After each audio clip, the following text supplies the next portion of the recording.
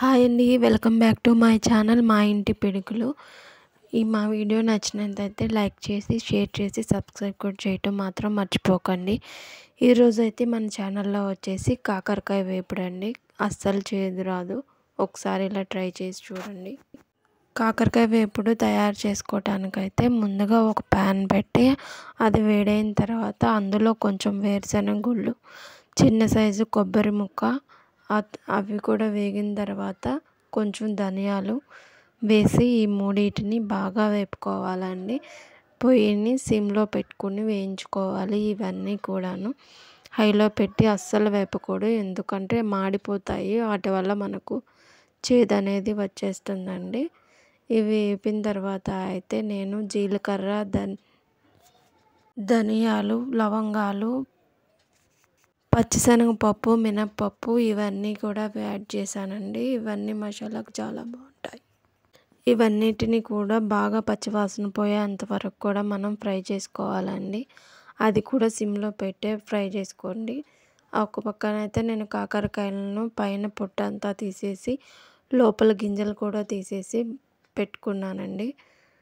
ఆ గింజలు తీసేయటం వల్ల ఆ గింజలు ఒకవేళ మీకు కావాలి అనుకుంటే కనుక మనం ఉల్లిపాయతో పాటు యాడ్ చేసుకోవచ్చండి. ఇక నేను ఒక మీడియం సైజు ఉల్లిపాయను కూడా వేసి వేపుకొని పెట్టుకుంటాను ఒక పక్కన. అవి కూడా వేస్తే టేస్ట్ బాగుంటుందండి. ఒక మీడియం సైజు ఉల్లిపాయను కూడా ఫ్రై చేసి పెట్టుకోండి. అవన్నీ అయితే ఒక బాండీ ఇవి తీసేసాక ఆ బాండీలోనే వేసి వేపుకోవచ్చు.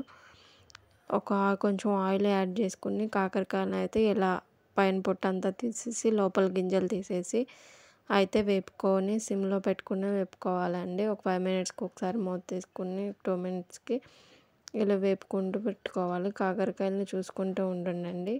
వీటికల్లా కాకరకాయలు పెద్దవి అయితే అంతగా బాగోవు.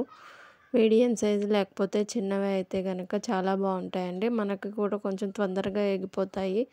అంత చేదు కూడా రాదు. ఈ మసాలాను అయితే మనం ముందుగా వేపి పెట్టుకున్న దాన్ని అయితే మిక్సీ పట్టుకోవాలండి. కాకరకాయలు అయితే ఫ్రై అయిపోయాయి.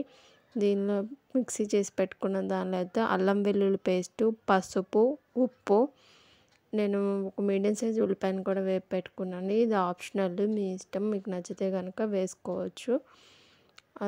అది కూడా యాడ్ చేసుకుంటున్నానండి. వీటన్నిటిని అయితే మెత్తగా కొంచెం పేస్ట్ చేసుకోవాలి. ఇలా పేస్ట్ ఎలా అవుతుందండి. ఆ పేస్ట్ని అయితే మనం కాకరకాయలు వేపి పెట్టుకున్నాం కదా, అందులో అయితే స్టఫ్ చేసుకోవాలండి ఇలాగా.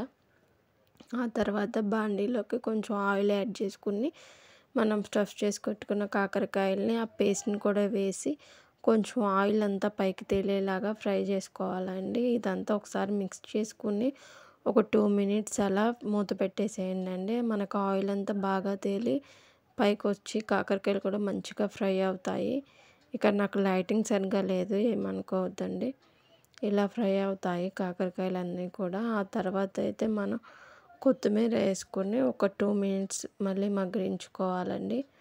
కొత్తిమీర కూడా యాడ్ చేస్తున్నాను. ఒక 2 మినిట్స్ మళ్ళీ మూత పెట్టేసేసి అవైతే బాగా ఫ్రై అయిపోతాయి. ఇలా అంతేనండి ఈ వీడియో. మన కాకరకాయ రెడీ అయిపోయినట్టే. Bye bye.